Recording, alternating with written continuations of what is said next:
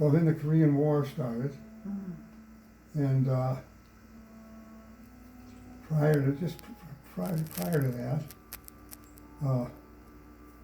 Uncle Johnny and myself and Billy Feighan went to Europe for the whole year.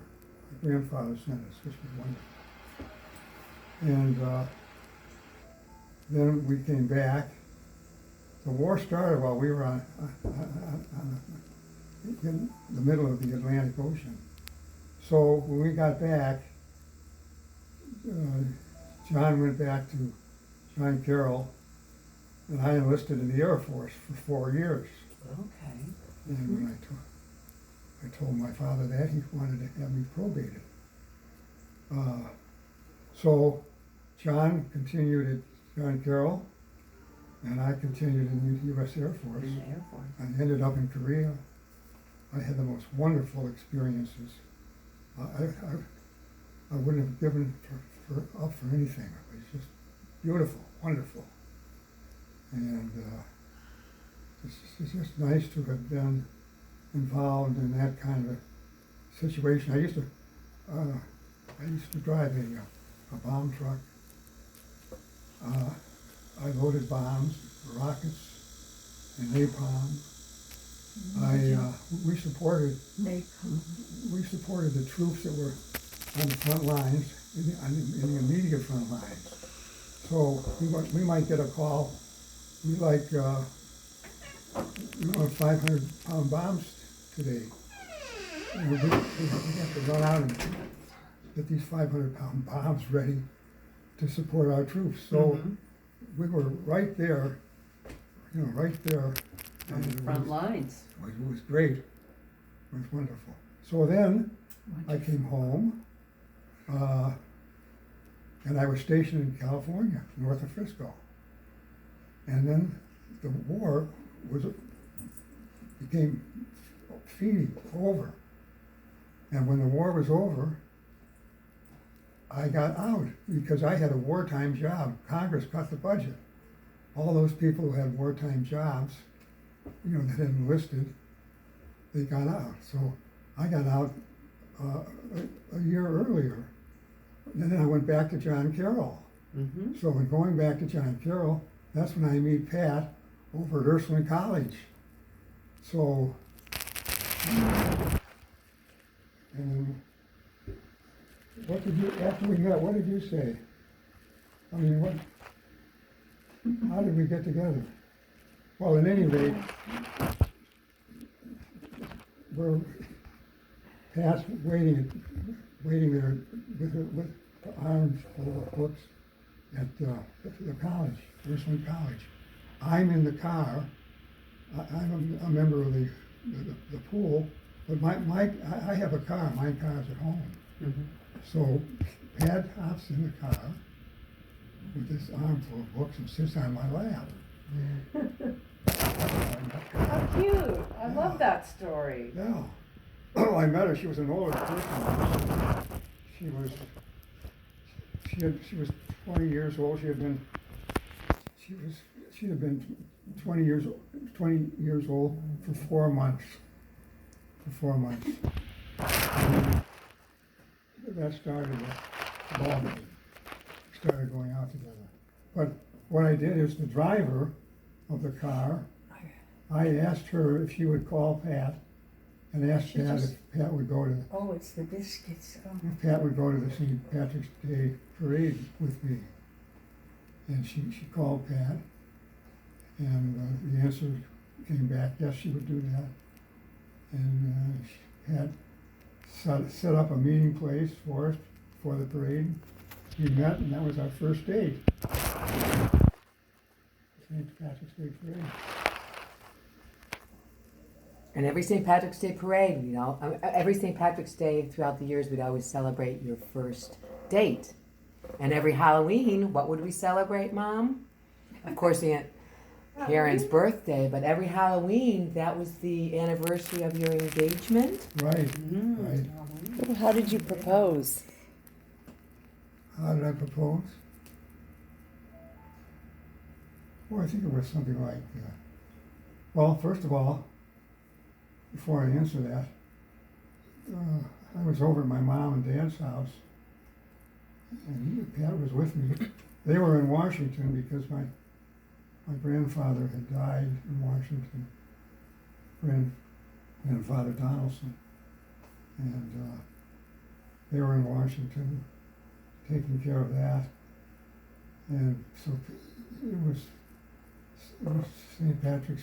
It was a Halloween night, and there was a terrible ice storm, and Pat and I were at my parents' house, and it was about 7 o'clock at night. And we were sitting in the TV room. Everything was dark, pretty well dark. Ice is forming outside, and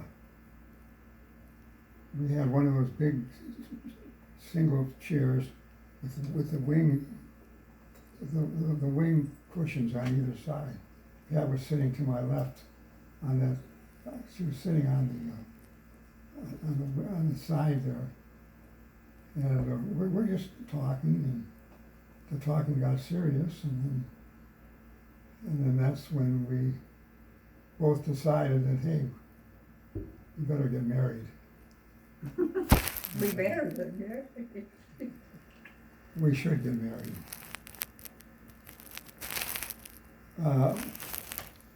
Do you want to add anything to that, Pat? Oh, you do a good job, Joe. Keep going. Well, I think it was like, something like that. I think I love you. I do love you. And I think you said, well, what are we going to do about it? And I said, well, we'll get married. She says, okay.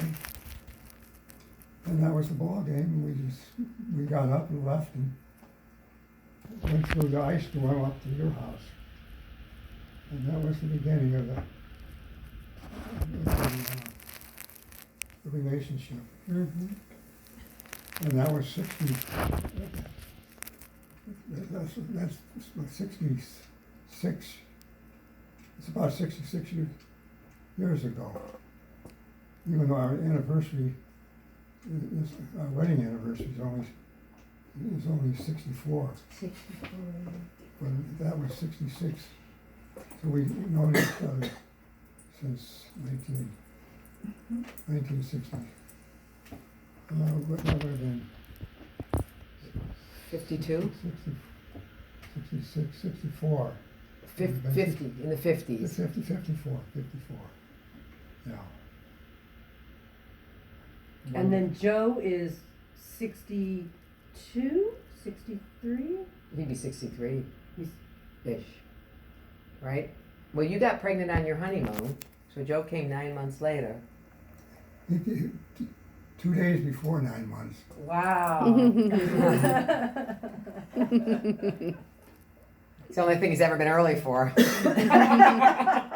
I was a day late and $1 short. So that's the way that started. Well, that's a great love story. Yeah, and I, Sure is. we've been pretty close for all those years. It's been a wonderful time. We've had wonderful times. And we have done, let me tell you, we have done the most exciting things that you could think of. We've been overseas, we've been to Europe, we've been sailing. Pat and I, just the two of us, were in the race teams out of the Cleveland Yacht Club. We raced for like just the two of us a lot of times. For maybe 20 years. I mean, then we went, I took these kids to sail way down south, British Virgin Islands. British Virgin Islands. Beautiful. Took them skiing in Vale. Vail, other ski places. What else? You know, European trips. anything, everything, anything they wanted. Bahamas. Bahamas, their education, wherever they wanted to go, you go. All I did was sign the checks.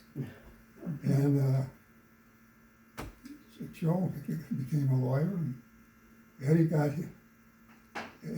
his master's in education, plus his undergraduate work. Let's see, who else do we have there? We have Colleen. Oh, Colleen went down to, Colleen and Joe went down to What? way south, Spring Hill College. Spring Hill College, which is, Spring Hill College is like Spring Hill heaven. Spring Hill Country Club. Spring Hill, Nice place to be. Spring Hill everything, And there was one nice dedication down there at Spring Hill College. It was above they had a bookstore where they sold everything except books. And the biggest item was ice cold beer. And hamburgers, hot dogs. But there's a beautiful sign engraved above the entrance. This establishment is dedicated to the memory of Joseph and Patricia Feighan. Because in addition to college tuitions and things like that, I had to write those extra checks. For the bookstore. I see. You know? So what we did, we were just getting the bills. We thought, hey, we better go down and check this thing out. We did. We went down and flew down and checked it out, checked the whole thing out, make sure that we were, they were drinking all those beers and buying those cigarettes and those little extra sundries that, Cookies. it was legitimate in their eyes. It was legitimate. So, and then Anne Marie, she ended up at John Carroll, and then she transferred over to Cleveland State. She graduated from Cleveland State, and then Anne Marie went to law school and became a lawyer. She became a judge after that. Let's see. And Anne just retired a couple of years ago? Was that? Yeah. Yeah. Well, actually, yes, about a year ago. Yeah. She was a magistrate in Cleveland Muni Court. And in Cleveland Municipal Court, there are 15 judges. And they're all black except 2 of them. And when Anne lost, those judges, oh, and by the way, they were all, Anne was the only Republican. All the other judges were Democratic. And Cleveland's a Democratic town. So they had all those Democratic judges. So when Anne lost, those Democratic judges appointed Anne, a former judge, a Republican, sole Republican. They're all Democrats. They appointed her to be a magistrate. I thought that was really fantastic. Wow. To do that. That's incredible. It is incredible. Yeah, they loved her down there for that to happen. And I remember we met the chief judge. We introduced ourselves to him, Pat and I. We met him when Ann was a judge. He said, your daughter's my favorite judge. And Pat looked at him and said, well, now you're our favorite judge. Yeah, well, he was the chief judge. So we had a lot of fun. And I had a wonderful practice. I made a lot of money. Very successful. Spent a lot of money. And you can't take it with you. And the reason why we don't have any more money is we lived so long, we spent it. But we had wonderful times. We had a wonderful pastor, wonderful parish. Pat did beautifully well. She was the president of Women for Faith and Family, which is a national organization. She used to teach. She used to teach them. They were based out of St. Louis, and every year we would go. They'd hold their annual dinner, and Pat would get up and say a few words.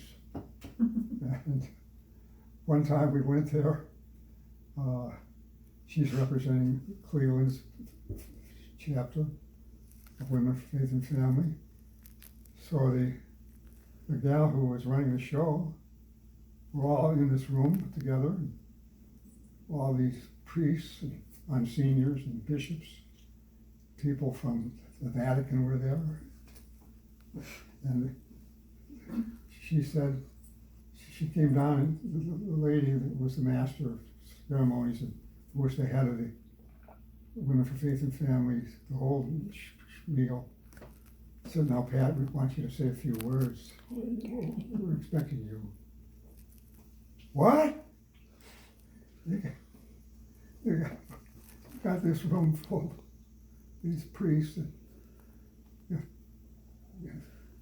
the Vicar General from the Vatican, all these bishops. So I said, Pat walks up to the podium. While she's walking up to the podium, I get my guardian angel out, and I say, "Look, you go tell Pat's guardian angel to give her everything that she needs to do a hell of a good job on zero preparation." Zero prep, just spur of the moment. She gets up in front of those guys, and a wonderful talk. I'll tell you. I'll never forget that. How could you forget that? Yeah, and then she was teaching Latin and French, and she, on her own, could speak Italian. Of course, she speaks a lot of French all the time. We've been to Paris about 5 or 6 times with Father Lyle. We had a wonderful pastor who died a couple of years ago. Yeah. So, I mean, if I could go on and on, the excitement that we had, the things that we did. In fact, I remember one time when you start a race on a sailboat, you have to bark out orders because there are certain rules that you gotta follow before you go over the line. If you go over the line, the horn goes off. Don't go over too soon, or you'll have to go around. So we would bark these different orders, Pat and myself, and we'd have maybe 3 or 4 people helping us out. And Pat and I are barking back and forth these orders. People don't even know what the hell they're talking about. They don't know at all. And then I remember Ann used to say, when they're talking about sailing, she said, "You ought to hear Mom and Dad just before a race starts. Then you really know how to sail." We were good sailors. Oh, we took Katie. There's little Katie up here. There she is. Oh, We took Katie to Toronto, sailed to Toronto. It took us 2 weeks to get there. Wow, that's a big adventure. 2 Oh, weeks. that was, yeah. Mm-hmm. Yeah, there's Katie. Who's She that, sure honey, does. Katie? Yes, mother. That's Katie. Wow. Yeah, Hi, baby. sweet little kid. That's sweet. No, That's really sweet. Joe, of course, is her boy, one of her Yeah. boys. Mm-hmm. Abanovich. Fifi. I remember her being known as Fifi. Free for Schneider. Yeah. Yeah, I saw